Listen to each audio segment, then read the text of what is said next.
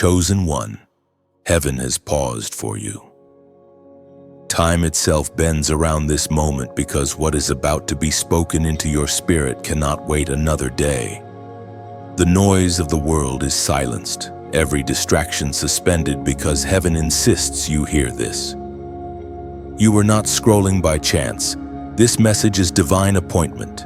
You are not just another soul wandering through the algorithm. You are marked, seen, and known by the one who designed your destiny before breath ever filled your lungs.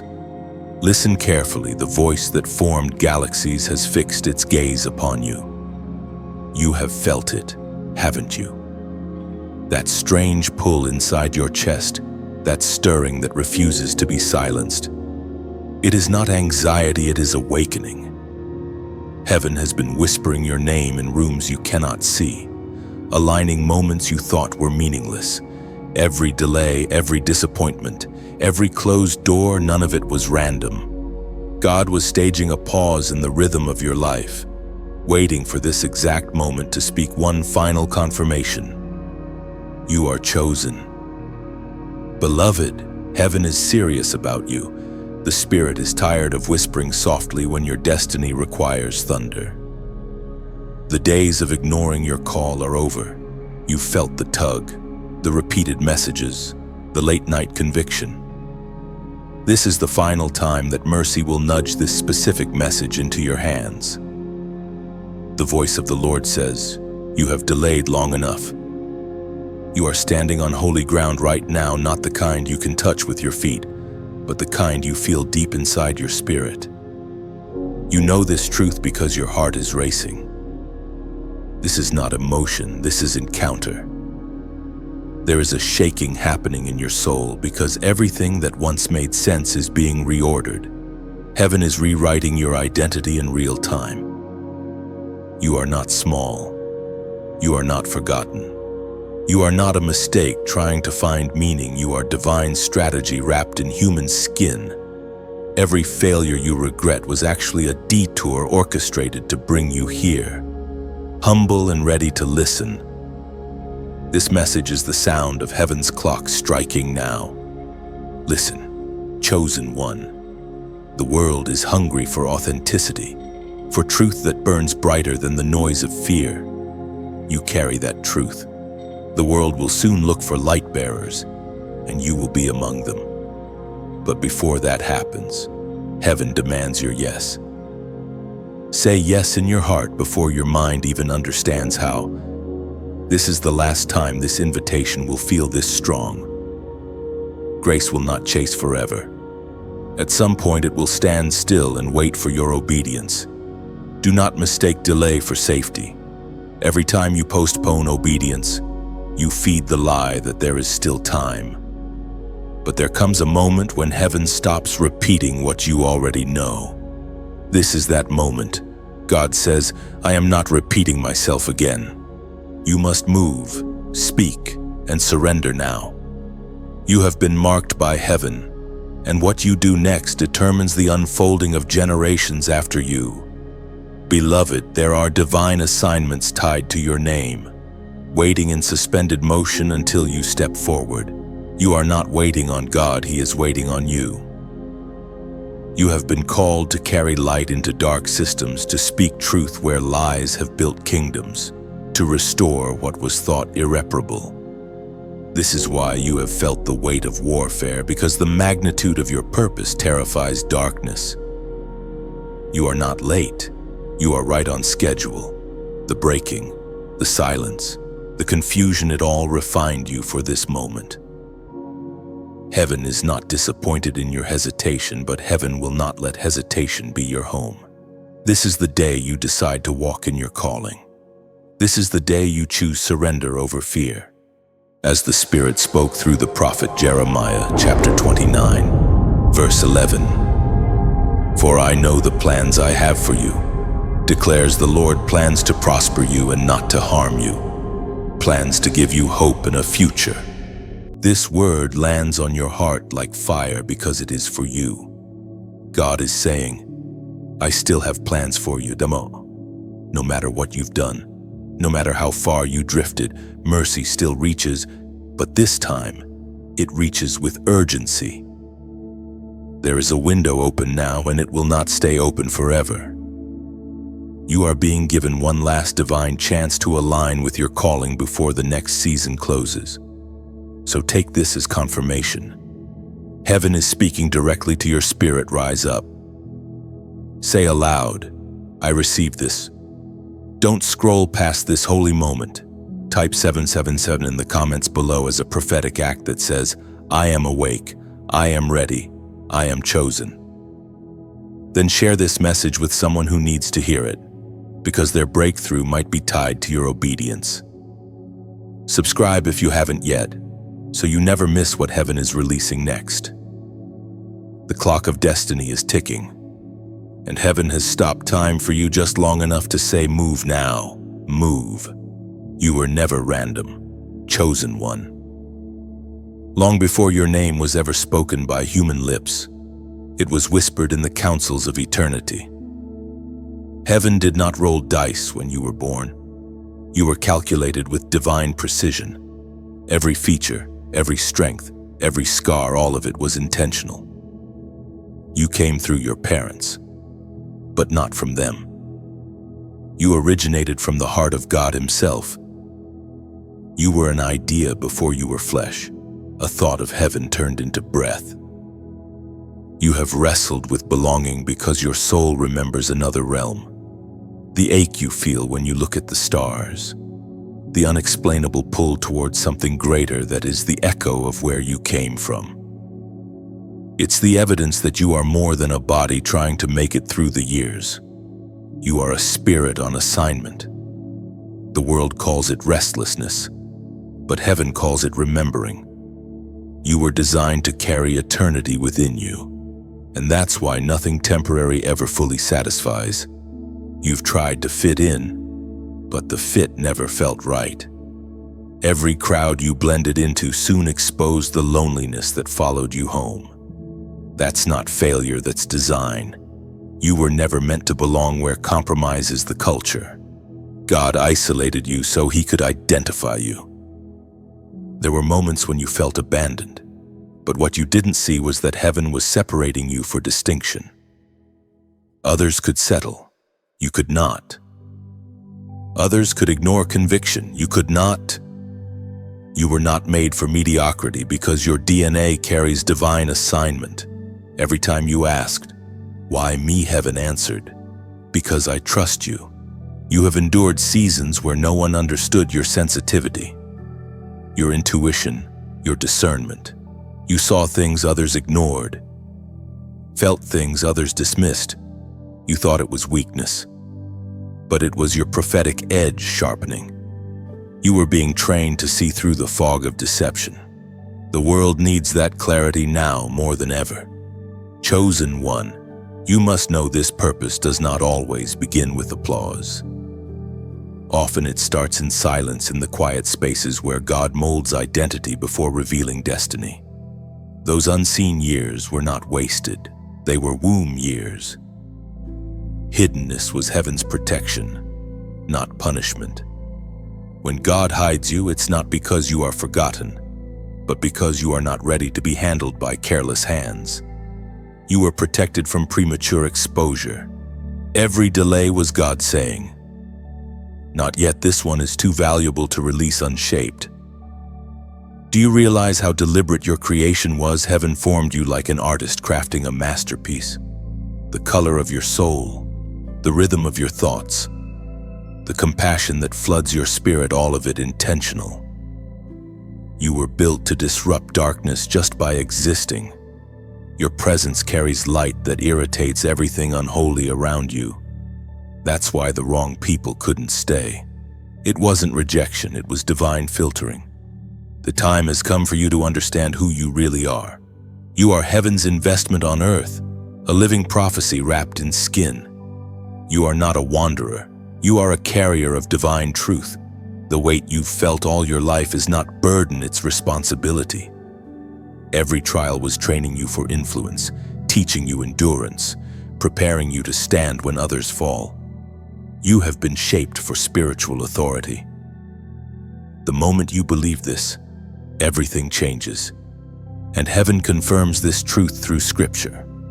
As the Apostle reminds us in his letter to the Ephesians chapter 2, verse 10, "For we are his workmanship, created in Christ Jesus to do good works, which God prepared in advance for us." Let that settle deep into your soul. You are his workmanship, his intentional creation, his crafted design. Nothing about you is accidental. The path you walked, even the detours, were pre-written as part of a greater symphony. You are not behind. You are being unveiled in divine timing. Heaven's plans for you are not fragile, they are anchored in eternity. When you finally understand that truth, fear loses its grip. You stop comparing yourself to others because you realize your story is handcrafted. You stop resenting delays because you see them as sacred alignment. You stop chasing validation because you were validated before birth. The heavens rejoiced when you were commissioned into this world. You were never random, never forgotten, never invisible. You were chosen intentionally, deliberately, eternally. The silent years were never wasted. Chosen one. Those long nights when heaven felt mute and your prayers seemed unanswered were not punishment, they were preparation. You thought God had forgotten you. But in truth, he was forging you. The silence of God is not his absence, it is his strategy. He was shaping your endurance in the dark so that when the light came, you would know how to carry it without pride. You see, noise cannot teach you what silence can. When everything is loud, you depend on voices around you. But when God goes quiet, you are forced to hear the whisper within. And that whisper, the still small voice, becomes your compass. In the quiet, you learned what obedience feels like without applause. You learned to keep going even when no one noticed. That is faith refined by fire. Heaven calls such souls unbreakable. Every unanswered prayer trained your spirit. Every door that didn't open taught you to knock with reverence. Every delay deepened your roots. You thought you were waiting on breakthrough, but breakthrough was waiting on your maturity. The season of silence made you dangerous to darkness because you learned to hear God in the absence of confirmation. Now, no manipulation, no false promise, no counterfeit blessing can deceive you. You can discern truth because you survived quietness. Think about it, gold does not make noise when refined, it simply endures the fire. That was you. You burned, but you did not break. You cried, but you did not quit. And heaven recorded every tear as testimony. You walked through loneliness that others could not have survived. You faced confusion that tried to drown your hope. Yet your faith, though trembling, remained alive. That alone is proof of divine hand over your life. Chosen one. The silence taught you stewardship. When God hides his voice, he is teaching you to trust his character. You learned that he is faithful even when he feels distant. You discovered that real faith is not built on feelings, but on covenant. Those hidden years were classrooms of the Spirit, and every test you passed earned you spiritual authority that cannot be taught by man. Now, heaven says, you have graduated. The preparation is complete. The silence is lifting. You are entering a season where your obedience will echo louder than your words. What was once confusing will now make sense. The people who doubted you will soon witness why you were isolated. Those who mocked your patience will see the fruit of your endurance. You are stepping into manifestation. But remember, it was the silence that built your strength. And when doubt tries to whisper that God was cruel for being quiet, remember this truth: silence was God's kindness. He was protecting you from premature exposure. He kept you hidden while he healed your heart. If he had released you earlier, you might have mistaken attention for approval. But now, you are grounded. You don't crave spotlight, you crave purpose. You don't chase validation, you chase obedience. That shift is what marks maturity in the Spirit. We are reminded through the writings of David in the Psalms. Chapter 37, verse 7. Be still before the Lord and wait patiently for him. Do not fret when people succeed in their way, when they carry out their wicked schemes. Those words were written centuries ago, yet they describe your life perfectly. Be still, two words that sound simple but require courage. The world teaches hurry. Heaven teaches stillness. When you chose stillness, you chose trust. And trust is the highest form of worship. So now, as you stand at the edge of breakthrough, carry the lessons of the silent years with you. Don't despise small beginnings. Don't rush divine timing.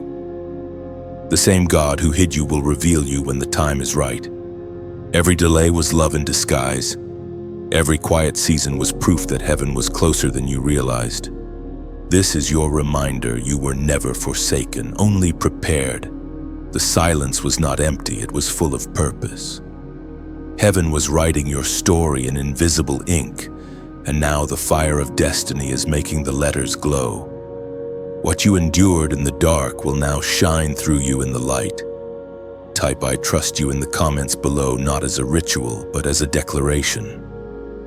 When you write it, you're telling heaven, even in the silence, I will believe. Even in waiting, I will stay. Because trust is the final key that opens what preparation has built. And you, beloved chosen one, are ready. When you say "I trust you," heaven records it as faith in motion.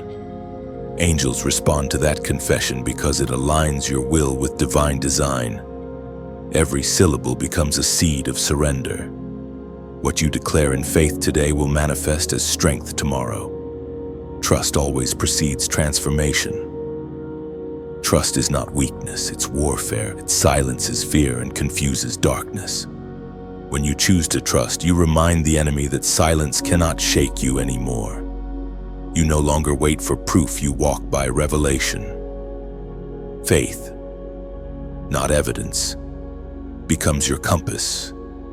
And that is what makes you unstoppable. So hold this truth close: silence was never God's punishment, but his invitation. You were chosen to walk by faith when others demanded sight. That kind of trust is rare, sacred. Heaven calls it intimacy. You have passed the test of stillness, and glory now begins to unfold. The final warning of mercy does not come wrapped in thunder or lightning. Chosen one. It arrives softly, like a whisper that cuts deeper than a shout. Heaven does not warn to frighten you, but to awaken you. Mercy has been stretching, reaching, pleading, but every extension has a limit.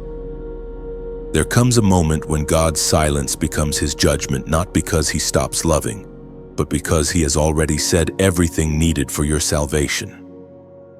That is why this message matters. No, this is not punishment. This is love calling out for the last time. You have felt it lately, that holy unease inside your chest, that restlessness that refuses to let you drift comfortably in compromise. You have sensed heaven's urgency in ordinary moments. The songs you used to enjoy now feel hollow. The places you once fit into no longer feel like home. That is mercy trying to move you. It is the Spirit whispering, don't settle where you were supposed to pass through. The longer you stay in places God has left, the quieter his presence becomes. And soon, the silence that once tested you becomes a wall that separates you from clarity. Mercy always knocks before judgment ever enters. God does not rush to anger, he pleads first. The Spirit tugs at your heart again and again because heaven values your soul more than your comfort. You see, conviction is not cruelty. Conviction is evidence that grace still operates. When your heart still feels correction, it means God has not handed you over to blindness. That's what makes this moment sacred. The trembling you feel, Reading this is not fear, it is mercy reminding you that the door is still open. There is something holy about the edge of mercy. It is both terrifying and beautiful, a line drawn in light between life and loss. Cross it with humility and you find redemption. Cross it with pride and you enter a wilderness of self-deception. Heaven does not want that for you. That's why this word comes like a final echo before silence. The Spirit is saying, choose now, not later, not someday now. Delay is the enemy's most sophisticated deception, because delay gives you the illusion of safety while time quietly evaporates. Chosen one, the war is no longer around you, it is inside you. The conflict you feel in your spirit is the tension between obedience and rebellion. Every time you ignore a divine nudge, the voice becomes fainter. Every time you obey, the voice grows stronger. That is the law of the spirit realm. What you feed grows, what you starve fades. Heaven is asking you to feed obedience again, to let repentance rebuild your sensitivity. The longer you resist, the harder your heart becomes. That is the quiet tragedy of spiritual drift. You don't notice you're lost until conviction no longer hurts. The Spirit spoke through the prophet Hosea. Chapter 10, verse 12. Sow righteousness for yourselves. Reap the fruit of unfailing love, and break up your unplowed ground. For it is time to seek the Lord until He comes and showers His righteousness on you. Those words are a call to awaken the soil of your heart again. Break the ground that has grown cold. Let repentance soften the places pride has hardened. It is time, not tomorrow, not when it's convenient now. Heaven is ready to rain righteousness upon you, but only if your heart is open to receive it. The ground that refuses to break will never feel the rain. Understand this. Beloved, warning is a gift. If God was done speaking, He wouldn't bother to send one. The fact that you are hearing this right now means mercy still flows toward you, that the heavens still believe in your restoration. You are not beyond redemption, but you are running out of time to keep postponing it. Do not take grace for granted simply because it has been consistent. Grace that is resisted becomes grief to the spirit. There are moments when heaven must speak firmly to save what hesitation is trying to destroy. This is one of those moments. The Spirit is pleading, not threatening. The King is still on the throne, arms still open, but the window is narrowing. Mercy is not an endless river. It is a door that eventually closes to protect the ones who walked through. Let this message reach your soul like a warning bell before dawn, a sound that wakes you before the storm arrives. The final warning of mercy is never meant to condemn. It is meant to prepare. When God speaks sharply, it is because destiny is near. What He says now determines what unfolds next. If you will listen, surrender, and realign, everything the enemy stole can still be restored. But if you ignore this voice, even what remains will begin to fade. Choose life, chosen one. Mercy is still reaching for you, but this may be the last stretch before it lets go. When God repeats Himself, chosen one, it is never because He forgot what He said, it is because you haven't yet grasped the weight of it. Divine repetition is not redundancy, it is mercy echoing through time. Heaven has spoken this message before in whispers, in signs, in the quiet ache that would not fade. But now, the tone is shifted. God repeats Himself when eternity leans close, when destiny cannot afford your distraction any longer. You've heard this word in fragments through a stranger's kindness, through a song that pierced your heart, through a verse that refused to leave your mind. Those weren't coincidences, they were breadcrumbs of grace leading you here. Heaven has been calling your name like a melody that refuses to die down. Every repetition was an invitation, not an accusation. The King has been patient, repeating not to nag you but to prepare you. Imagine a sculptor carving marble. Each stroke seems repetitive, yet every motion carries purpose. The artist strikes the same place again and again, not out of frustration but precision, because beauty emerges through repetition. That is how God has been shaping you. Every repeated lesson, every recurring test, every familiar whisper, all have been tools in the hand of a patient Creator who refuses to let your purpose remain unformed. You may have wondered why the same challenges keep resurfacing, the same heartbreak, the same spiritual battles, the same inner conflict. It's because heaven does not promote until lessons are learned. God loves you too much to allow you to graduate unprepared. Repetition is His mercy disguised as delay. It is His way of ensuring that what you build can withstand storms. Chosen one. There are seasons when divine messages echo louder, like thunder rolling over mountains. This is that season. The voice of the Spirit is repeating now, not as a gentle reminder, but as a final call. Heaven is saying, "You have heard this before, but now you must act." What once was suggestion has become instruction. What once was comfort has become command. We are reminded through the writings of Solomon in the book of Proverbs, chapter 3, verse 5. Trust in the Lord with all your heart and lean not on your own understanding. Those words are ancient, yet timeless. Trust, that's the root of every repetition. God keeps circling the same truths because He is trying to build a foundation deep enough to hold the weight of your destiny. Trust is the pillar that sustains obedience. Without it, every act of faith crumbles under pressure. Beloved, sometimes God repeats His voice through people, through messengers who may not even realize they're speaking prophetically. Sometimes it's a video, a verse, or even a stranger's prayer that sounds strangely familiar. That's heaven saying, "I'm still here.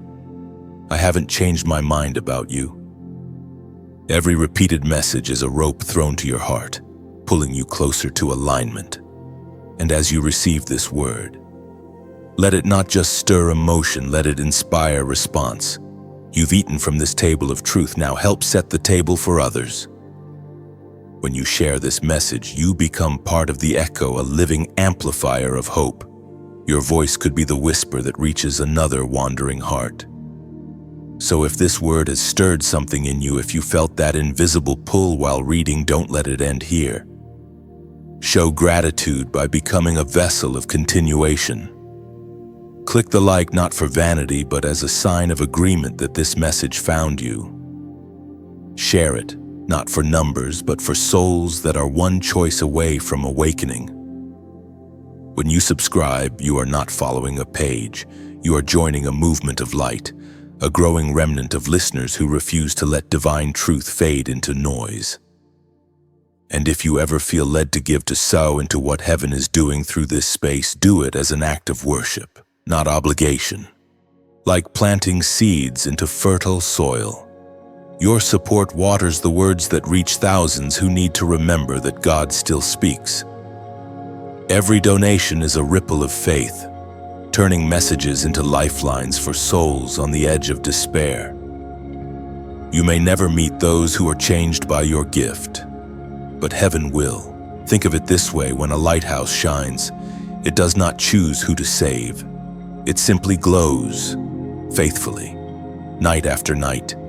Your act of sharing, subscribing, or giving becomes part of that beam carrying light into unseen waters, guiding lost ships safely home. Beloved chosen one, repetition is not annoyance. It is grace refusing to give up. God has said this before. Yes, but now He says it with finality. The echo you hear today might be the last before silence. Don't let it fade without leaving your mark in obedience. Heaven has spoken again because the message was too important to risk misunderstanding. Let your heart not only hear, let it respond. The kingdom assignment awakens inside you now, chosen one. What once felt like distant imagination begins to breathe in your chest. You can sense it, a holy stirring that shakes the dust off forgotten dreams. Heaven is awakening the purpose that life tried to bury.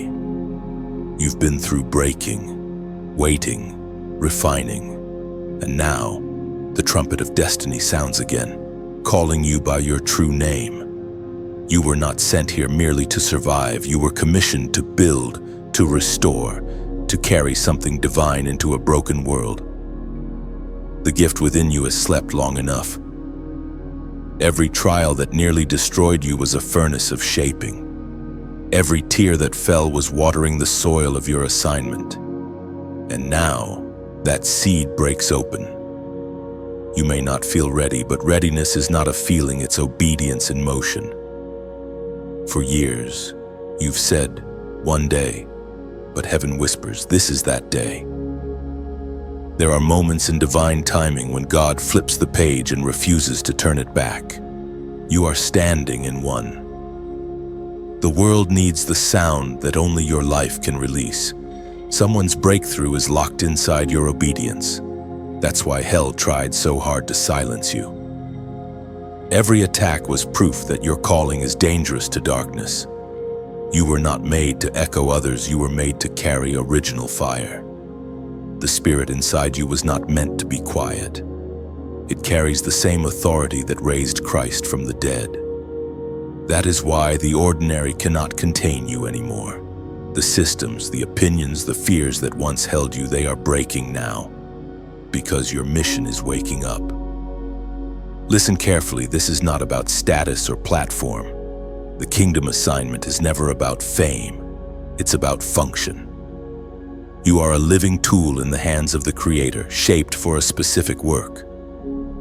Your compassion, your voice, your story, these are not random. They are keys designed to open doors for others. The pain you've endured gives your voice power. The wisdom you've earned gives your calling credibility. You are a messenger hidden in plain sight, and heaven is saying, it's time. The voice of God thundered in the book of Exodus, chapter 3, verse 10. So now go, I am sending you to Pharaoh to bring my people, the Israelites, out of Egypt. That same fire that burned in Moses burns in you. God calls ordinary people to extraordinary tasks. You may feel unqualified, but so did Moses. You may question, why me? But heaven responds, because I trust you. You carry experiences that no one else could survive, experiences that now qualify you to lead others out of their captivity. Your Egypt may not have been a place. It may have been fear, shame, addiction, or doubt. But now, God sends you back to those same territories, not as a slave, but as a deliverer. The very place that once broke you will become the place where others are freed through you. You are heaven's answer to a problem on earth. You are the solution wrapped in skin. Chosen one. Don't wait for permission that heaven has already granted. The assignment may seem bigger than you, but remember, God never sends without equipping. Every resource, every helper, every open door is being positioned as you read this. Things are aligning behind the scenes, and all heaven asks is your yes. A single yes can rearrange generations. When you rise, others rise. When you step forward, darkness retreats. The world is starving for authenticity, and you are the feast heaven has prepared. The purity of your journey gives weight to your words.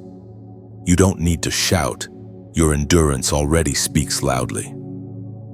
Every moment you refuse to quit added authority to your anointing. So hear this clearly, the assignment awakening in you is not small. It is divine government, disguised as compassion. It is heavenly warfare, clothed in kindness. Wherever you go, atmospheres shift. You are a walking embassy of heaven, and angels recognize your authority. You are stepping into divine deployment. And now, heaven asks for your response, a simple prophetic act to mark your readiness. Type 888 in the comments below as a symbol of new beginnings, resurrection, and divine restoration. When you write it, you are not typing digits, you are declaring, I accept my assignment. I am ready to go where God sends me. This number will not just appear on a screen, it will echo in the spirit realm as a sign of obedience. It will say to heaven, here I am. It will say to darkness, I have awakened. And it will say to your own soul, no more sleeping through destiny. Beloved chosen one, everything up until this point has been training. The silence taught you patience. The repetition taught you trust. The warning taught you urgency. Now, the awakening teaches you motion. The kingdom assignment is not coming, it has come. Step forward with trembling faith and fearless love. Heaven is counting on your obedience, and the earth is waiting for your light. You carry heaven's fire, chosen one. It flickers inside your chest like an ancient flame that refuses to die, no matter how fierce the winds of life have blown. You've walked through storms that should have extinguished you, yet somehow the embers glowed brighter. That's not coincidence, it's divine combustion. You are not fueled by human strength. You are sustained by a celestial fire that hell cannot imitate or control. This flame is not loud. It doesn't need to be.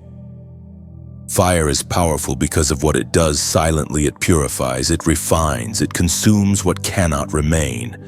You are in that refining now. The Spirit is burning away the residue of old seasons, doubt, fear, comparison, guilt. All of it is turning to ash beneath the glow of purpose. The pain you've endured was never to destroy you. It was to reveal what could not be burned. Chosen one, the fire within you is older than your fears. It existed before your failures. It is eternal, a fragment of divine energy placed inside your soul before you ever took your first breath. You've felt it stirring in moments when you were about to give up. Just when you thought you had nothing left, something ignited again, a spark that said, not yet. That was heaven's fire refusing to die inside you. The fire you carry terrifies darkness. You've probably noticed how certain people, places, or even atmospheres react to your presence. It's not that they dislike you. It's that the light in you exposes what's hidden in them. Darkness feels threatened by exposure. You carry a heat that reveals truth, and not everyone is comfortable with that. But don't dim yourself to make others feel safe in their shadows. Understand this heaven's fire is not just passion, it's purity. Passion can fade, but purity endures. The Spirit is not interested in emotional sparks that burn bright for a moment. He's building a steady flame, one that warms, guides, and cleanses. You are becoming that kind of fire, not chaotic, but consistent.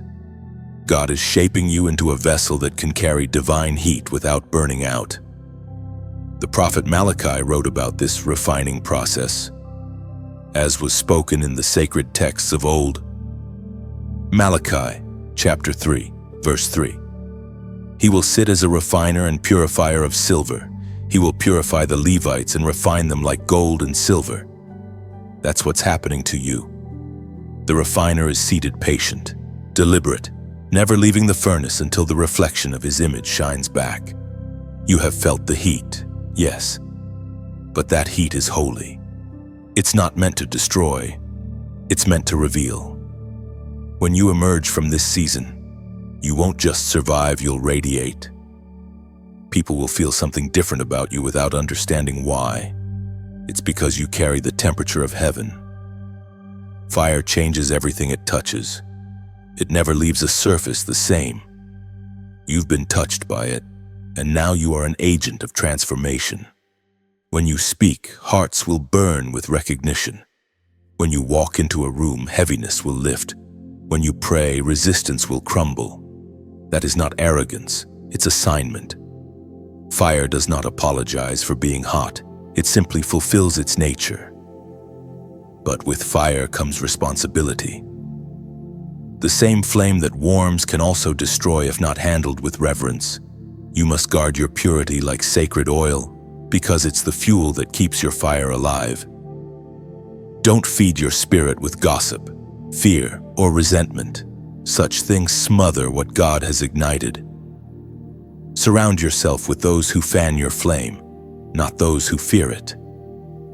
There will be moments when your fire feels small, when you doubt whether it still burns. That's when you must remember even a flicker is enough to start a blaze. God doesn't measure the size of your flame. He measures its surrender. The altar of your heart doesn't need to be perfect, it just needs to stay open. Chosen one, your life is not about staying comfortable, it's about staying combustible.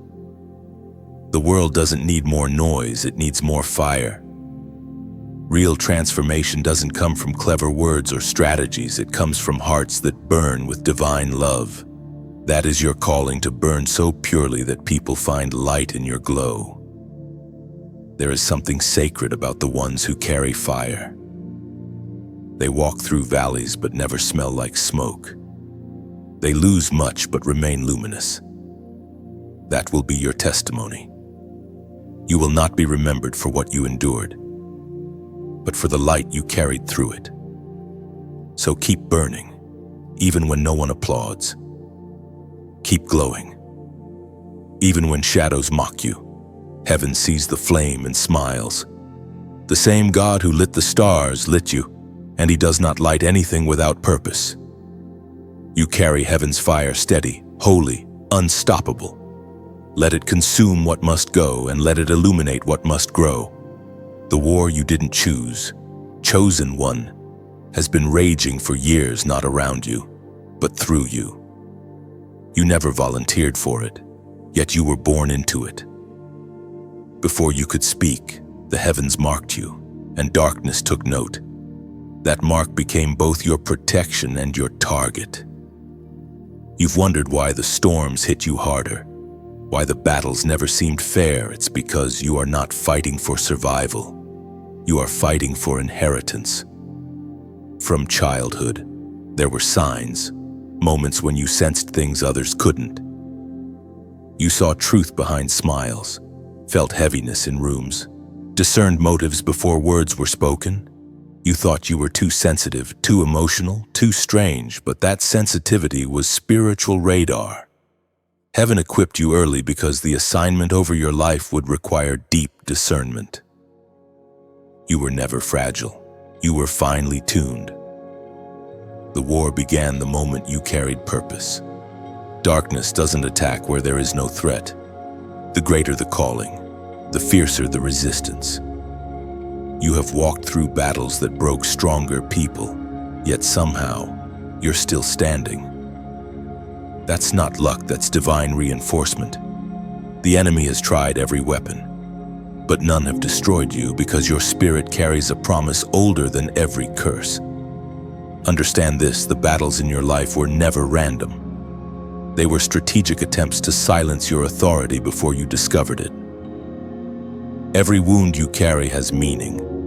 The betrayal that shattered your trust, the loss that emptied your joy, the confusion that almost drowned your faith, all of it was designed to make you surrender your voice. But here you are, still speaking, still believing, still breathing light into dark places. That's victory already. Heaven knows how exhausted you are. The scars you hide tell stories of silent wars fought behind closed doors. The tears no one saw, the prayers that came out as groans. Yet, through all of it, God was not absent. He was training your hands for battle, your heart for compassion, and your mind for clarity. The warrior in you didn't appear overnight. It was forged in fire. We are reminded through the writings of David in the book of Psalms. Chapter 18, verse 39. You armed me with strength for battle. You humbled my adversaries before me. That's what's happening now.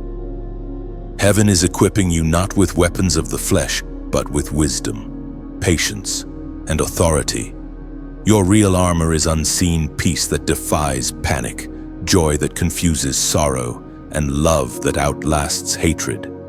The warfare you face is not proof of weakness, it's evidence of significance. Only marked ones face this level of resistance. You must learn to see the battlefield correctly. It's not people who are your enemies, it's the spirits operating through them. The fight isn't against flesh and blood, but against forces that fear your awakening. The more aware you become of who you are, the more those forces tremble. That's why confusion tries to cloud your mind. That's why discouragement whispers you're not enough. But every whisper of doubt is a clue that you're standing too close to break through. When the fire of affliction rises, don't retreat, anchor yourself in truth. The noise of warfare is meant to distract, not defeat. Remember, you are never fighting alone. Heaven's armies surround you even when you cannot see them. Every time you speak the name of Jesus, darkness loses ground. Every time you forgive when it hurts, the kingdom expands through you. You have been chosen not only to fight, but to change the rules of the battle. Your endurance has already broken patterns that enslaved generations before you. The curses that plagued your bloodline end with you. The lies that held your family captive are being dismantled because you chose truth. You are the turning point in your lineage, the warrior who wins not by force, but by faith. There will be nights when the weight feels unbearable. On those nights, remember who walks beside you. The same power that split seas, silenced storms, and raised the dead flows in your veins. You are not a victim of war. You are a vessel of victory. The presence of warfare is not a sign that God has abandoned you. It's proof that He has trusted you with a frontline position. Chosen one, do not mistake the pressure for punishment. Diamonds form only under pressure. Oil flows only when olives are crushed, and light shines brightest when surrounded by darkness. You have been refined through resistance, and what once broke you now becomes your authority. You don't fight to prove your worth. You fight because you already know it. This war you didn't choose has made you wiser, stronger, and more compassionate. You carry the scent of someone who has wrestled angels and survived demons. You are not who you were when the battle began. You've become something unshakable, a living testimony that darkness cannot extinguish destiny. When you look back one day, you'll realize every fight had purpose. Each attack prepared you for influence. Each wound taught you empathy. And each victory, seen or unseen, shaped you into the warrior you were always meant to be. The war you didn't choose, beloved, was never about destroying you. It was about discovering who you truly are, a chosen carrier of eternal fire, standing victorious in a world that still trembles at your light. The separation season has arrived. Chosen one. It does not come with thunder or applause, it comes quietly. Like the closing of a door you once begged to stay open. You have felt the shift for a while now. People who once felt like home now feel distant. Conversations that once inspired now drain you. It's not bitterness, it's divine reorganization. Heaven is rearranging your circle, pruning connections that cannot survive the altitude you are ascending to. Separation is never comfortable. You will question it. You will miss what is leaving. But what God removes, He removes to protect. There are weights disguised as friendships, distractions wearing familiar faces, and attachments that block destiny. When heaven begins to call you higher, everything that cannot breathe at that height must fall away. The air of destiny is thin, and not everyone is equipped to breathe it. You are stepping into a spiritual elevation, and with every step, you will notice who struggles to climb. Don't force them. Don't slow your pace to make others comfortable. Compassion does not mean compromise. You can love people deeply without allowing them to anchor your flight. The next version of you cannot exist in the same atmosphere as your past. Chosen one. Separation isn't punishment, it's positioning. The divine gardener cuts branches not out of cruelty, but so that fruit may multiply. You prayed for growth, and growth demands pruning. There is no expansion without subtraction. What you call loss, heaven calls preparation. Every goodbye that broke your heart was a release wrapped in mercy. The Spirit spoke through the prophet Isaiah, chapter 43, verse 18. Forget the former things. Do not dwell on the past. That verse isn't asking you to erase memory.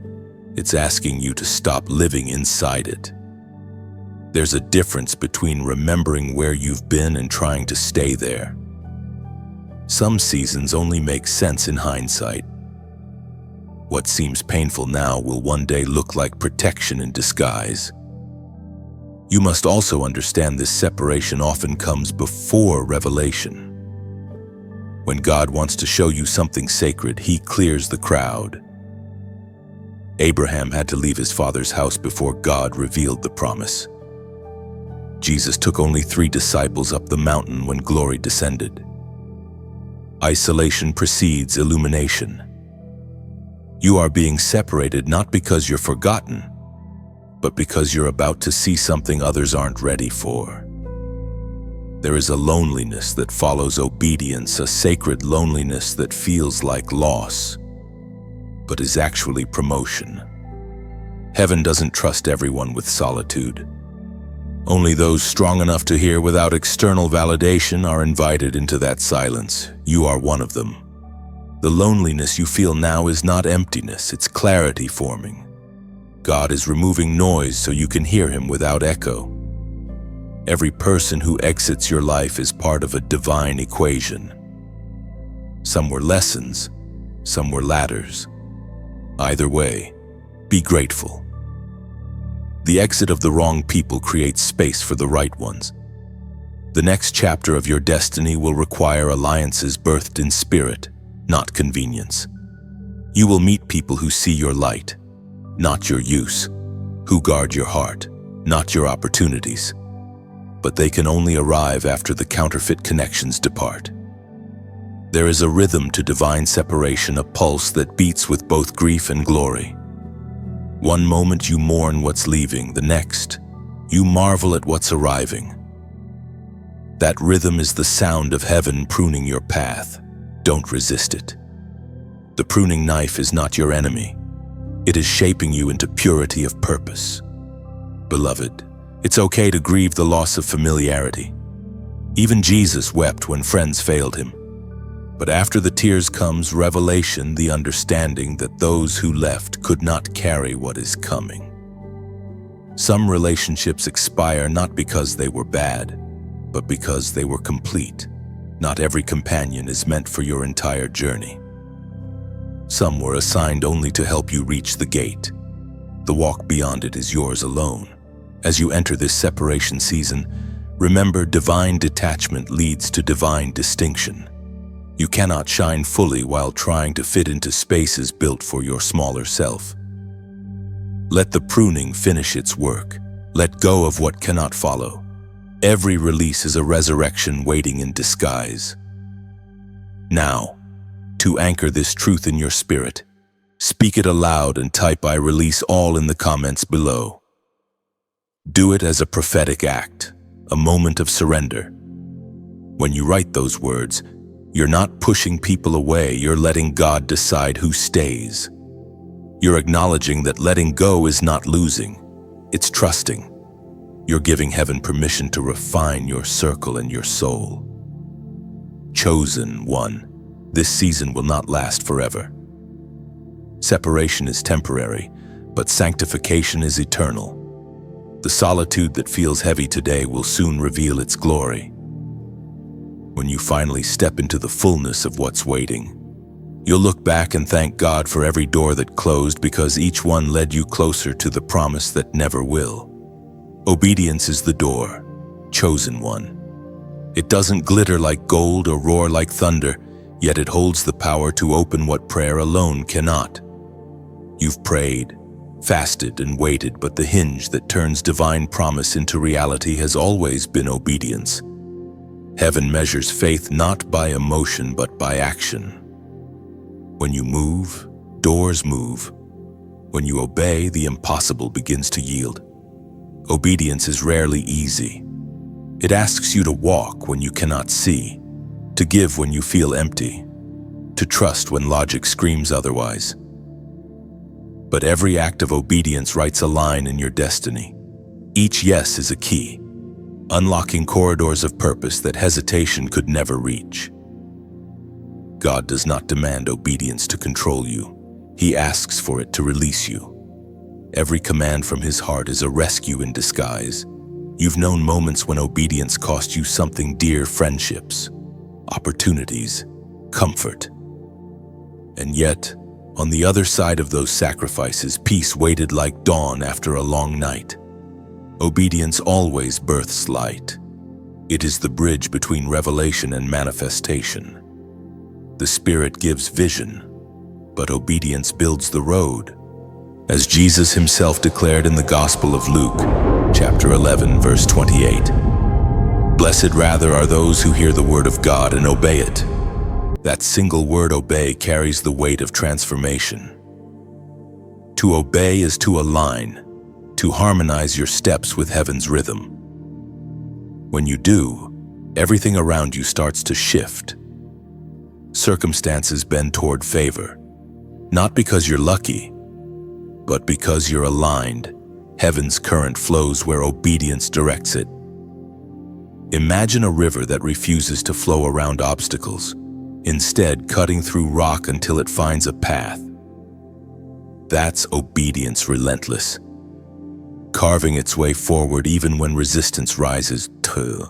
The rocks in your path are not there to block you. They exist to reveal the power of what flows through you. Water doesn't argue with stone, it simply keeps moving. So must you. Obedience can also look like surrender.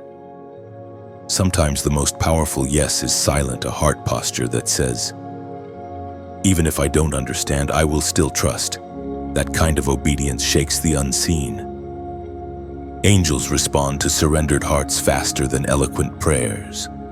Heaven isn't looking for perfection, it's looking for yielded vessels. Chosen one, you must understand every divine movement requires human agreement. God will not force you through the door, He will invite you to step. But the step must be yours. Fear may whisper, "What if you fall?" Yet faith counters.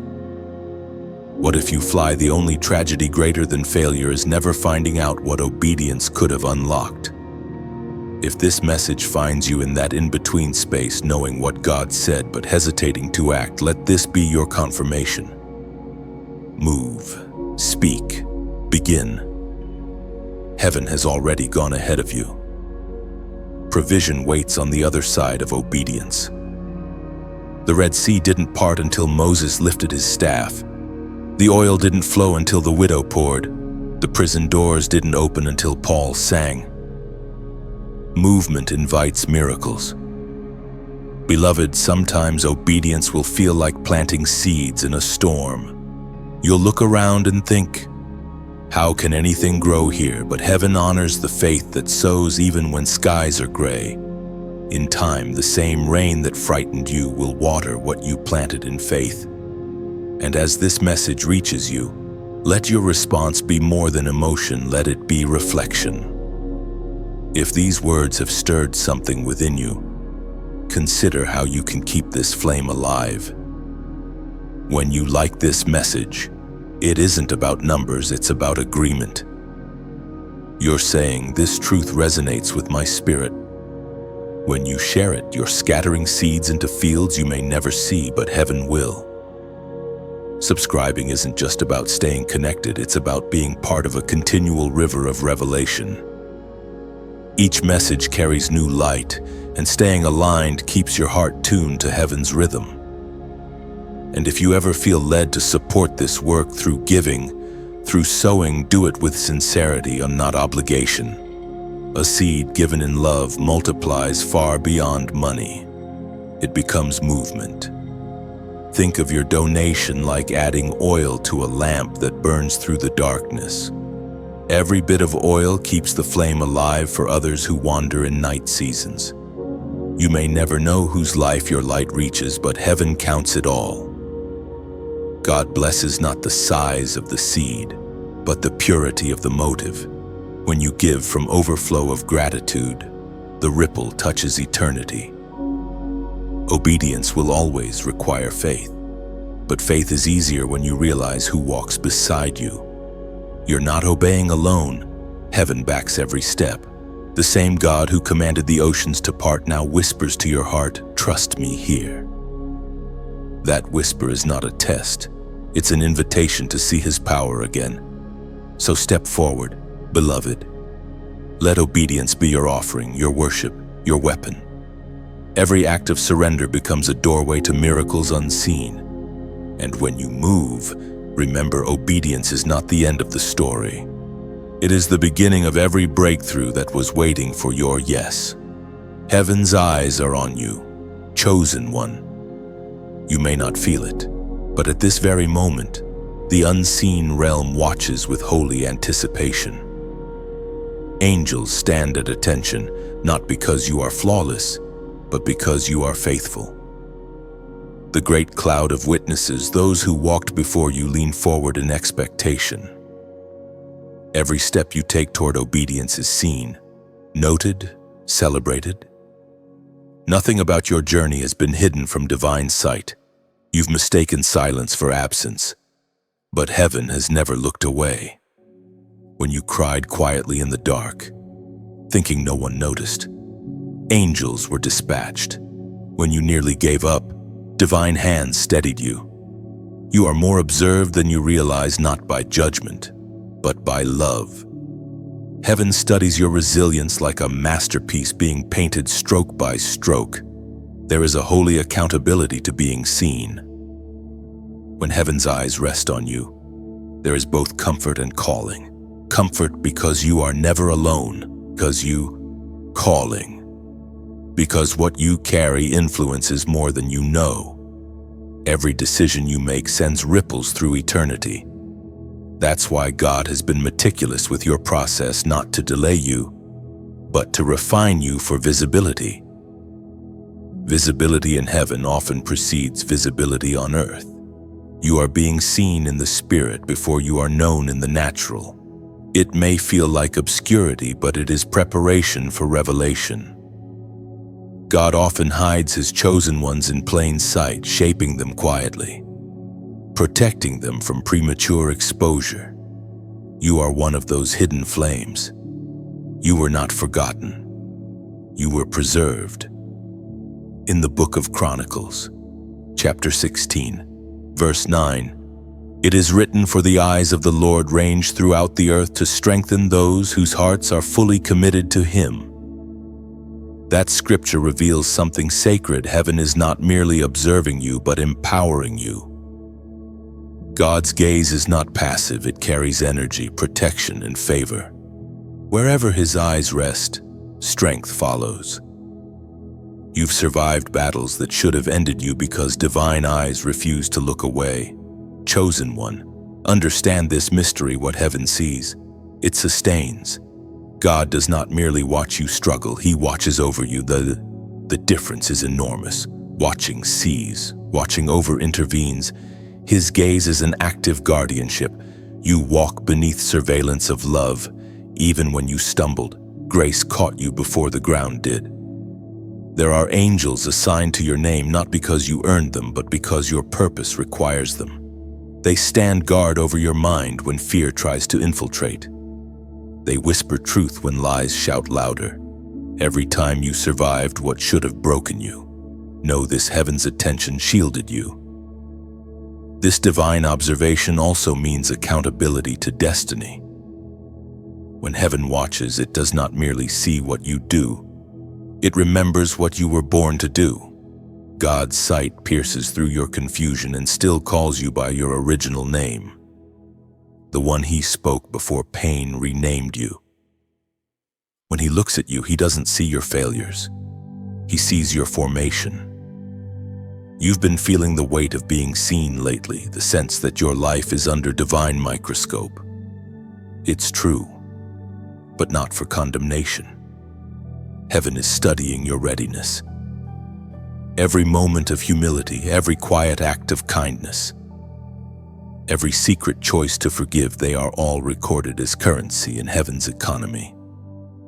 When the time comes for elevation, the records of your obedience will speak louder than your words ever could. God's watchfulness is not about surveillance. It's about stewardship. You are heaven's investment, and he will not abandon his creation mid-process. You are being trained to walk with integrity in both wilderness and platform, to stay holy in obscurity and humility in recognition. Heaven's eyes ensure that pride cannot corrupt what purity built. There's comfort in knowing that nothing escapes his notice, not your efforts, not your pain, not your perseverance. The tears you cried in silence are documented in eternity. The smile you forced through disappointment became worship in disguise. Every moment you chose love over bitterness was seen, and heaven rejoiced. When you understand that you are watched by love, fear loses its hold. You no longer perform for approval. You live from acceptance. You stop begging to be noticed by the world because you realize you are already known in heaven. You stop fighting to prove your worth because divine eyes never miss your value. Chosen one. Live with this awareness. Heaven watches not to control, but to cover. The same eyes that saw David in the fields, Joseph in the prison, and Esther in the palace are fixed on you now. Each of them endured seasons where it felt like God was distant, yet all along, his gaze was guiding. You are not unseen. You are being prepared under divine surveillance. When heaven looks at you, it does not see what the world sees. It sees fire that refuses to die, purpose that cannot be aborted, and promise that must be fulfilled. You are the one heaven watches closely because your story carries weight beyond your lifetime. So walk with reverence, not fear. Move with confidence, not pride. You are not alone on the stage of destiny. The audience of heaven watches, and their applause sounds like grace. Heaven's eyes are on you not to judge your steps, but to light your path. The weight of glory rises within you. Chosen one. It is not a burden meant to crush you, but a mantle meant to crown you, and you feel it, don't you? That invisible heaviness pressing on your spirit, not sadness, not fear, but sacred gravity. It's the tangible presence of purpose expanding inside you. Heaven is adding layers of authority to your soul. The same pressure that once felt unbearable now feels holy, because you've learned to recognize divine weight as divine trust. Glory never descends lightly. It always carries density, the essence of eternity condensed into the fragile frame of humanity. When God chooses a vessel to carry glory, he first strengthens the foundation through fire. That's why you had to be broken, stretched, and refined. Every season of crushing was preparation for this one. Oil doesn't flow without pressure, gold doesn't shine without heat, and glory doesn't rest on those unwilling to be emptied. Chosen one. You are entering the stage of transformation where the unseen becomes visible. The prayers you whispered are taking form. The prophecies spoken over your life are beginning to breathe. Yet with every elevation comes increased weight, not of punishment, but of presence. Glory carries responsibility. You can't carry it with pride or fear. Only humility and surrender can bear its strength. The Spirit declares through the Apostle Paul in the second letter to the Corinthians, chapter 4, verse 17. For our light and momentary troubles are achieving for us an eternal glory that far outweighs them all. That truth is your anchor. The troubles that tried to destroy you were never meaningless. They were producing something eternal inside you, a glory so magnificent that one day you'll look back and thank God for every crushing moment. You will realize that pain was heaven's gym, and you were being trained for divine strength. The weight of glory is different from the weight of worry. Worry bends you downward, but glory straightens your spine. Worry isolates, glory connects. Worry depletes, glory fills. You are feeling the shift now from anxiety to authority, from victimhood to victory. The atmosphere around you may still look the same, but inside, a new authority is being born. Heaven trusts you now with influence because you prove faithful in obscurity. You are not the same person who first heard these words. Something in you has evolved. You carry a peace that doesn't make sense and a confidence that can't be explained. That's the evidence of transformation. When glory rises, identity solidifies. You no longer chase approval because you carry affirmation. You no longer beg for belonging because you know you are anchored in divine purpose. Still, carrying glory requires stewardship. Glory is like a flame, beautiful, powerful, but demanding reverence.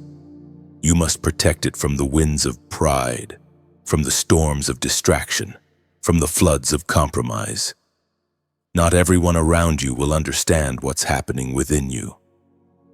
Some will call it change. Others will call it distance. Let them. The ones meant to walk with you will recognize the glow, not the gap. Heaven is entrusting you now with influence beyond what you can see. There are people who will encounter God through your endurance. Your story will become a doorway for others to find light. That's what glory does. It multiplies impact. It turns personal pain into public purpose. The same tears that once watered your sorrow will soon water someone else's healing. But take heed, glory is weighty because it carries witness. When heaven crowns you with favor, it also places you under observation. The same eyes that saw your struggle now watch your stewardship. This isn't pressure, it's partnership. God isn't testing you to expose failure. He's refining you to expand influence. Every test is training for higher trust. The weight you feel right now is proof that heaven is near. You've become a vessel capable of carrying more light than before. The sensitivity that once felt like weakness is now your radar for divine movement. You are learning to discern glory in ordinary moments, in conversation, in silence, in stillness. That's maturity, when you can sense heaven without needing spectacle. And now, heaven invites you to acknowledge this transition not as a ceremony, but as a prophetic act of agreement. Type 555 in the comments below if this word resonates with your spirit. That number symbolizes grace multiplied, a reminder that divine favor is not earned, it's received. When you write it, you are saying, I receive the weight of glory with grace, not fear. It's more than a gesture, it's a declaration. Heaven moves through agreement, and this act marks your readiness. You are stepping into a heavier presence, a deeper peace, a bolder faith. The weight you carry now will not crush you, it will crown you. Glory is rising not from above, but from within. Beloved, you've been tempered, tested, and trusted. Now you are ready to shine, not with borrowed light, but with the brilliance of one who has endured the fire and come out glowing. The weight of glory is not meant to slow you down. It's meant to make you unshakable. Walk with that strength. Carry it gently. Let the world see heaven through you. You speak now, chosen one, and the atmosphere listens. There was a time when your voice trembled, when you doubted whether your words mattered at all. But that season has passed. Heaven has tuned your tongue to divine frequency. The sound that leaves your lips no longer carries insecurity, it carries authority. The same God who spoke light into existence has placed His breath in your mouth. When you speak in alignment with His will, creation responds. This is the mystery of those chosen by heaven. Your words are not mere sound, they are seeds. When released with faith, they do not vanish into air, they take root in spirit. Every declaration you make shapes reality. The unseen bends to agreement. That is why the enemy fought so hard to silence you. He knew your voice was a weapon, that your words could shift atmospheres, heal hearts, and dismantle darkness. There were days when you felt mute, not because you lacked words, but because the weight of discouragement sat on your chest. You wanted to speak life, but could barely whisper hope. Yet even in those quiet groans, heaven heard. Every sigh became prayer, every tear became intercession. And now, your voice has been restored, but stronger, purer, sharper. Like a blade forged in secret fire, your words now carry authority because they were birthed from brokenness. Chosen one, understand the power you hold. The Spirit of God does not speak through perfect people. He speaks through purified ones. Purity doesn't mean flawlessness, it means yieldedness. When your heart is surrendered, your words become channels for divine flow. You've learned this through pain. You've seen how reckless words can wound, how careless speech can curse, and how silence at times can save. Now you know the sacredness of sound. The apostle reminds us in his letter to the Proverbs, chapter 18, verse 21. The tongue has the power of life and death, and those who love it will eat its fruit. This is not poetry, it is law. The spiritual world operates on utterance. Words create pathways for either blessing or bondage. Every time you speak, you set something in motion for yourself, for others, for generations yet to come. That is why heaven teaches you to speak carefully now. The days of speaking casually are gone. The fire you carry demands precision. When you declare truth, darkness recoils. When you bless, curses lose their footing. When you pray, heaven leans closer.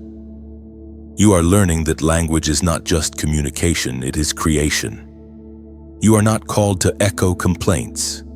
You are called to pronounce promises. Every word that aligns with God's truth adds structure to what is forming in your life. Think of a blacksmith hammering metal. Each strike seems repetitive, but with every hit, the weapon takes shape. Your declarations are that hammer. The more consistently you speak life, the stronger your reality becomes. Some miracles are not waiting on heaven's timing.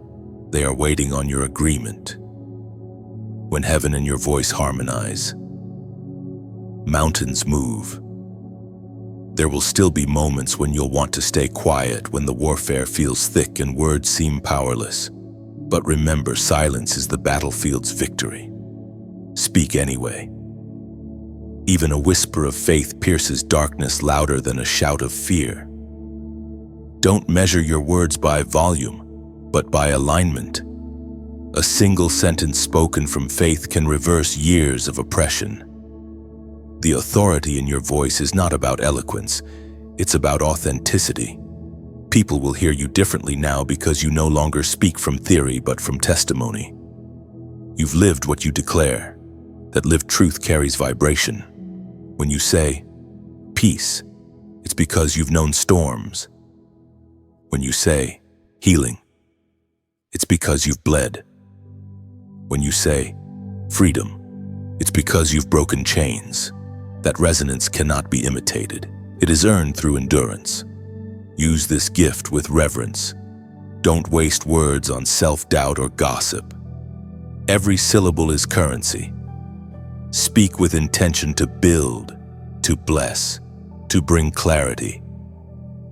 Heaven trusts you with speech because you've proven you can carry silence.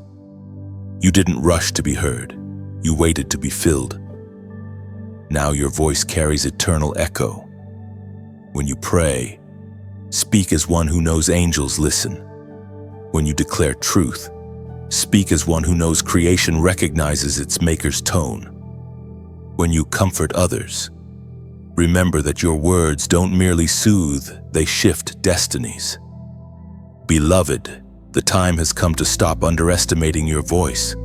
You are no longer learning how to speak, you are learning how to sound like heaven. The authority you carry is not human charisma, it is divine resonance. When you speak from alignment, you become a walking decree, and what you say becomes law in the realm of spirit. Marked by the fire, that's who you are now. Chosen one. Not marked by failure, not marked by shame, not marked by what others called you, but by flame. Heaven has branded your spirit with its signature light, and nothing in hell can erase it. You are no longer merely surviving the fire, you have become part of it. Everywhere you go, the evidence of divine encounter follows you, a quiet intensity, a radiance that can't be hidden. To be marked by fire means you have passed through what others feared to enter.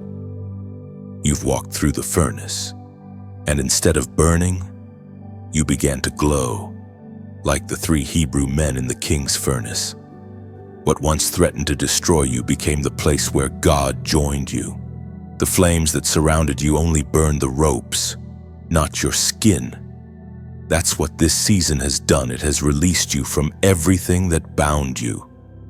There are people who will look at you and not understand the cost of your calm. They will see your peace but not your process. They will admire your wisdom but not recognize the pain that purchased it. Don't try to explain. Your present speaks louder than your past. Those who are meant to understand will recognize the flame because they carry it too. Fire recognizes fire. As was spoken in the book of Zechariah, chapter 2, verse 5. And I myself will be a wall of fire around it, declares the Lord, and I will be its glory within. That promise has unfolded inside you. God has not only surrounded you with fire, He has placed His glory within you. You are both protected and illuminated. This wall of fire is not for destruction, but for distinction. It separates what is holy from what is hollow. It guards your calling from contamination. That is why certain doors no longer open for you, not because you are rejected, but because you are refined. The mark of fire is invisible to the natural eye, but the spirit realm sees it clearly. It tells darkness, this one is untouchable. It warns deception. This one cannot be fooled. It tells despair. This one burns with unyielding hope. That's why battles that once overwhelmed you now only spark gratitude. The fire that once frightened you has become your friend. You've noticed how you've changed. Small offenses no longer shake you. Temporary storms no longer dictate your mood. You've grown quieter but stronger, softer yet sharper. That's what fire does. It doesn't just purify, it clarifies, and it burns away confusion until only conviction remains. You no longer react from emotion, you respond from discernment. You have become steady in the spirit, unbothered by chaos, because you've learned that true stability comes from inner flame, not outer peace. Fire doesn't just cleanse, it commissions. Every encounter with divine heat carries a calling. When Moses saw the burning bush, it wasn't just a miracle, it was an assignment. Likewise, the fire in your life was not meant to entertain you, but to enlist you. The seasons of pressure were never about survival. They were about preparation. You were forged for leadership, for influence, for impact. You carry anointing that others can feel but cannot explain. And yet, being marked by fire also means living with reverence. Fire is sacred, it must be tended, and you cannot treat this anointing casually. Protect your flame from distraction, from cynicism, from spiritual laziness. Keep your altar burning through prayer, through gratitude, through truth. The moment you neglect it, the glow begins to fade, not because God withdraws, but because you stop feeding what keeps the light alive. Your scars are part of the mark too. Don't hide them. Fire leaves traces, lines of survival etched into your story. Those scars are not shameful. They are sacred signatures. They say, "I've seen the furnace and lived," and when you share them, others find courage to face their own flames. You become a living testimony that fire can purify without destroying. There is a serenity that rests on those marked by fire, a quiet knowing that nothing can be taken that wasn't meant to leave. You've stopped clinging to what burns and started embracing what builds. The past no longer defines you, it refines you. The pain no longer binds you, it brands you with authority. That's the mystery of being chosen. Your trials become your trademarks. The mark of fire is not a symbol of superiority, it's a reminder of service. You were not marked to boast, you were marked to bless. The same fire that set you free now sends you back into a cold world to ignite others. You are a torchbearer of transformation. Wherever you go, light follows. Wherever you speak, warmth spreads. The atmosphere shifts because you carry the signature of the eternal flame. So walk boldly, yet humbly. The glow you carry is not yours to hoard. It is heaven's light entrusted to your hands. Let it burn through compassion, through truth, through courage. Let your life become a living altar, flames dancing not for attention but for adoration. For you, beloved chosen one, are not defined by what you've lost in the fire, but by what you've become through it, pure, luminous, and indestructible. The final call to obedience echoes now. Chosen one. It doesn't thunder from the sky. It murmurs through your chest, steady, certain, sacred. You've heard it before.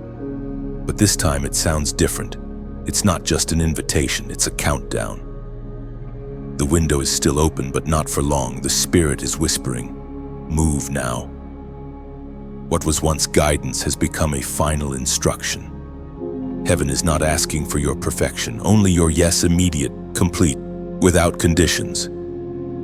Obedience at this level is not about following rules, it's about alignment with divine flow.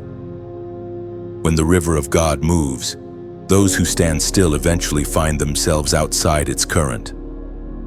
You can feel that flow tugging at you now, can't you? That holy pull toward the unknown. It's not fear you're feeling, it's transition. Heaven is shifting you from understanding to action, from knowing to doing. You've waited long enough. You've prayed for confirmation, but deep down you already know the answer. God doesn't repeat instructions forever. He waits for movement.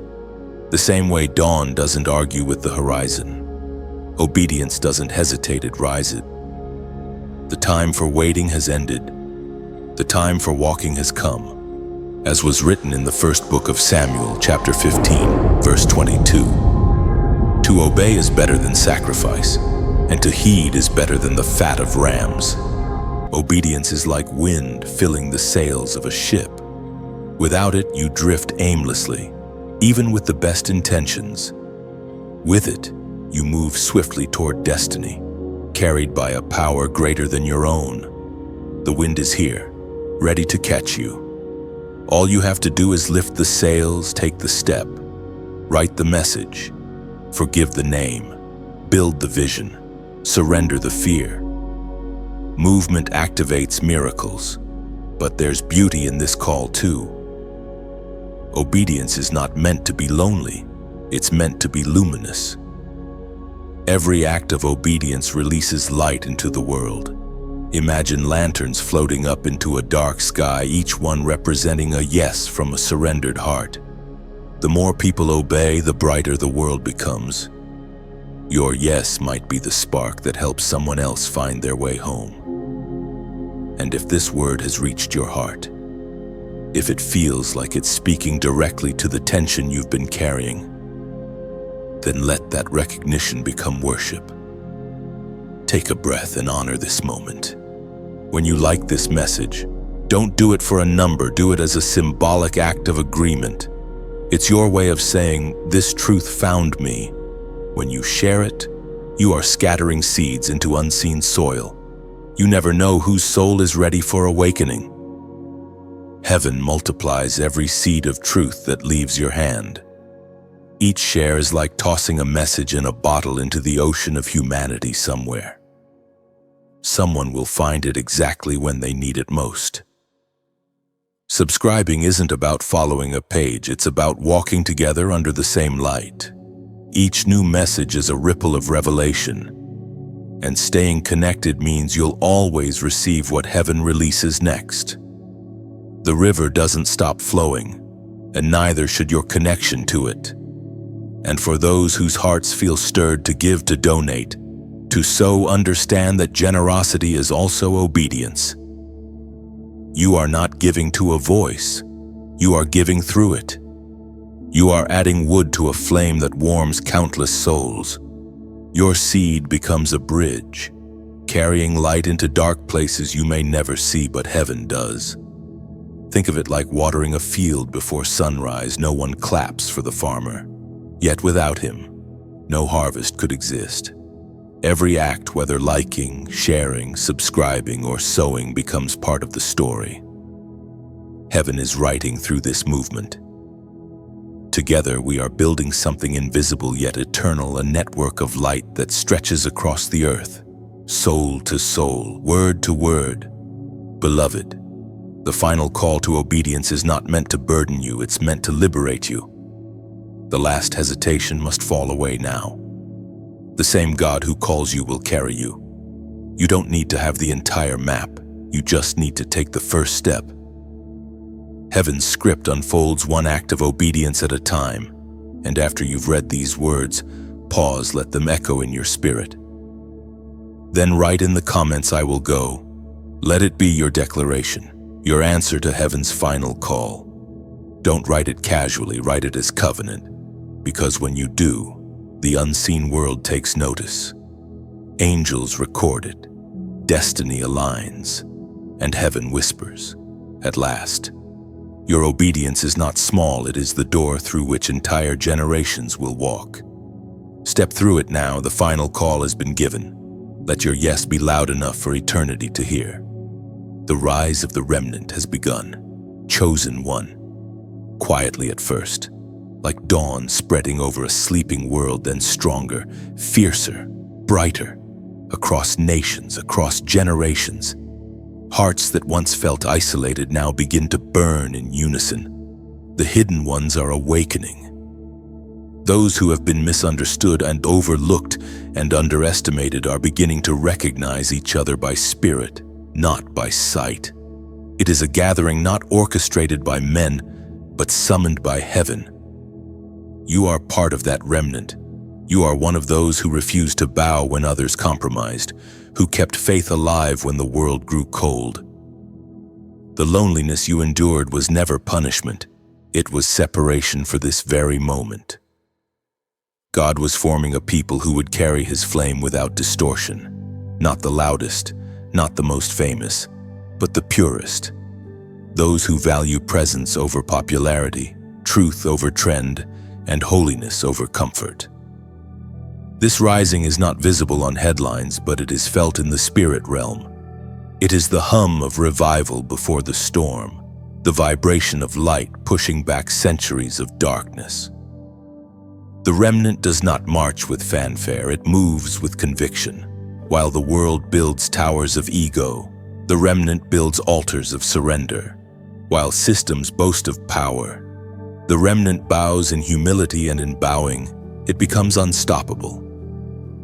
You have seen glimpses of this already, unexpected voices rising in obscure places, unknown names carrying undeniable fire, broken vessels releasing unfiltered truth. They don't fit the old molds because heaven is birthing something new. The next move of God will not come through perfection but through purity. The remnant understands this, that's why it cannot be bought, silenced, or diluted. as the prophet Joel declared. Chapter 2, verse 28. And afterward, I will pour out my spirit on all people. Your sons and daughters will prophesy. Your old men will dream dreams. That prophecy is breathing again. The Spirit is falling on those who never thought they were qualified. He is awakening artists, intercessors, teachers, builders, ordinary souls with extraordinary assignments. The remnant does not belong to one church or culture. It spans the earth like wind, invisible but undeniable. It is the army of the pure-hearted, the generation that chooses consecration over compromise. Chosen one, you will feel this rising within you as holy restlessness. You'll sense it in your conversations. Truth will suddenly flow from your lips with fire and tenderness. You'll feel it in your prayers. Words that used to feel routine will suddenly carry weight. You'll notice it in your atmosphere, people drawn to your peace or repelled by your conviction. Don't misinterpret this shift. It's not pride, it's presence. You are aligning with heaven's movement. The remnant doesn't compete, it completes. Each member plays a unique note in heaven's symphony. Some are called to speak, others to intercede, others to build, others to heal, but all are called to burn. Together, they create harmony that terrifies darkness. The strength of the remnant lies not in its numbers, but in its unity. One heart, one mission, one king, and you, beloved, have been drafted. The battle you've endured was not personal, it was preparatory. The seasons of silence, the crushing, the fire, they were all basic training for what's unfolding now. The discipline you learned in private will become the armor you wear in public. The tears that fell in obscurity have watered seeds of influence. You are not stepping into the movement unprepared. You are stepping in perfected. The rise of the remnant is also the rise of responsibility. Power without purity leads to destruction, and heaven refuses to repeat that history. That's why the Spirit has been so gentle yet firm with you, convicting you of what to release, refining what to keep. The remnant's power will come not from strategy, but from surrender. The less you cling to self, the more heaven can flow through you. There will be times when you'll feel the weight of this calling not as pressure, but as purpose. When others waver, you'll stand. When others doubt, you'll declare. And when others flee, you'll remain. That steadfastness is your signature as one of the marked ones. The remnant does not bend with culture, it remains rooted in truth. Soon you'll begin to recognize others who carry the same light. Their words will sound familiar, their spirit will feel like home. You'll sense heaven's harmony in their presence. Together, you'll build what the world could never imagine, a network of faith, woven not by human ambition but by divine orchestration. The world will not see it coming, but it will not be able to stop it. The remnant rises quietly, but once awakened, it cannot be silenced. It will not shout to be heard, it will shine to be seen. Its message will not be one of condemnation, but of clarity, a call back to holiness, to compassion, to truth. And as the world trembles with confusion, the remnant will stand like pillars of light, unmoved, unwavering, unashamed. Chosen one, you are part of that rising. The call you felt all this time was not just personal, it was prophetic. You are being joined to a movement older than time and newer than tomorrow. Heaven's eyes rest upon the remnant, and within it, your light matters. You are not alone, you never were. The remnant has risen, and so have you. The crown and the silence after this is where the story settles. Chosen one. The whirlwind of calling, the storms of testing, the burning of refinement, all of it now draws into stillness. The noise fades, the echoes calm, and what remains is peace. Not the fragile kind the world offers, but the deep stillness that only comes after obedience. You are crowned not with gold that glitters, but with glory that glows. Heaven's approval rests on you like morning light over calm water. This silence is not emptiness, it is completion. Every divine assignment carries a sound and a silence, the command to move and the command to rest. You have learned both. The seasons of speaking, fighting, and striving have done their work. Now, heaven invites you into the holiness of quiet. Here, crowns are not paraded, they are worn with humility. You may not even notice when the crown is placed upon you. Heaven's rewards are rarely loud. They come as peace that replaces anxiety, as joy that outlasts circumstance, as wisdom that cannot be shaken. You will wake one morning and realize you are not who you were. The fire no longer burns against you, but within you. You have become the message you once only heard. This is the paradox of divine victory. It looks like surrender. The crown you wear was forged in silence, not applause. Every unseen act of faith, every quiet decision to forgive, every tear you hid from others, they have been gathered into something eternal. Heaven crowns the faithful, not the famous. Your triumph was never about being noticed. It was about being known by God.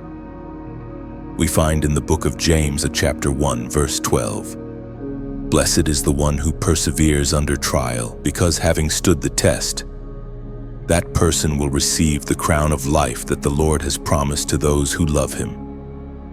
That crown of life now rests on your spirit. It is not an ornament, it is authority. It signifies that you have endured, learned, and been entrusted with more. Yet with the crown comes silence, because true authority does not shout, it simply is. When you speak, it will not be to prove anything, but to impart life. When you walk, it will not be to display power, but to carry presence.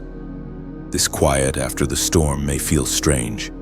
You've lived so long in survival mode that peace can seem unnatural. But peace is not the absence of motion. It is the mastery of it. You now know when to move and when to wait, when to speak and when to listen. This rhythm of heaven, rest and release, silence and sound will guide you into every next season. In this silence, heaven entrusts you with deeper secrets. Revelation does not come through noise, but through stillness. God whispers to those who have proven they can keep his confidences.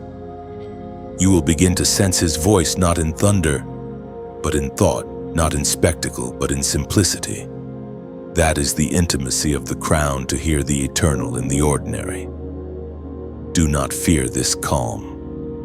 Many mistake silence for stagnation, but in the spirit, stillness is strategy. The soil of your heart is being watered by peace, preparing to bear fruit in due season. What feels like waiting is actually ripening. Glory is settling into permanence. You are no longer merely anointed, you are established. And now, as heaven grows quiet, the crown becomes your reminder. You wear it not as a trophy, but as testimony. It tells the world that surrender was worth it, that obedience was not wasted, that faith does not fail. You will walk differently now, not faster, but surer. The steps of one who has seen both fire and favor never sound the same again. The silence after is sacred. It is the pause between chapters, the breath before new creation. Heaven withdraws its voice not in absence, but in trust. God no longer needs to shout because you have learned to recognize his whisper. That is maturity, when the teacher stops speaking because the student now carries the lesson within. So rest, beloved chosen one. The battle is behind you, the light is before you, and the crown sits steady upon your head. You have become what you were always meant to be, proof that grace wins, that obedience transforms, that silence is not the end, but the beginning of everything new. Chosen one, take a breath. You have walked through revelation, fire, silence, and glory, and you are still standing. The journey has not just changed your circumstances, it has changed you. Heaven has whispered, tested, refined, and crowned you. And now it watches with quiet pride as you carry light into the world. You are not at the end. You are at the threshold of a new beginning. The story continues every time you remember these words. Every time you choose obedience over fear. Every time you bring light into someone else's darkness. What has been awakened in you is not meant to fade. It is meant to flow. You are part of something living, something divine, a movement of hearts returning to purpose. If this message has stirred your spirit, honor what you've received, like this word. Not for applause, but as an act of agreement that heaven has spoken to you. Share it. Not as content, but as a seed, one that might bloom in a stranger's soul at just the right moment. When you subscribe, you don't follow a page. You join a remnant, a circle of awakened voices walking together toward light. And when you comment, let your words carry meaning. Write something that seals your journey, a short prayer, a truth that anchored you, or simply, I'm still here. Because you are stronger, wiser, burning brighter than before. The message has reached its rest, but its echo will continue through you. Let your life become the next chapter of this story. The living testimony that God still speaks, still restores, still chooses. You are heaven's reminder that light wins. Always.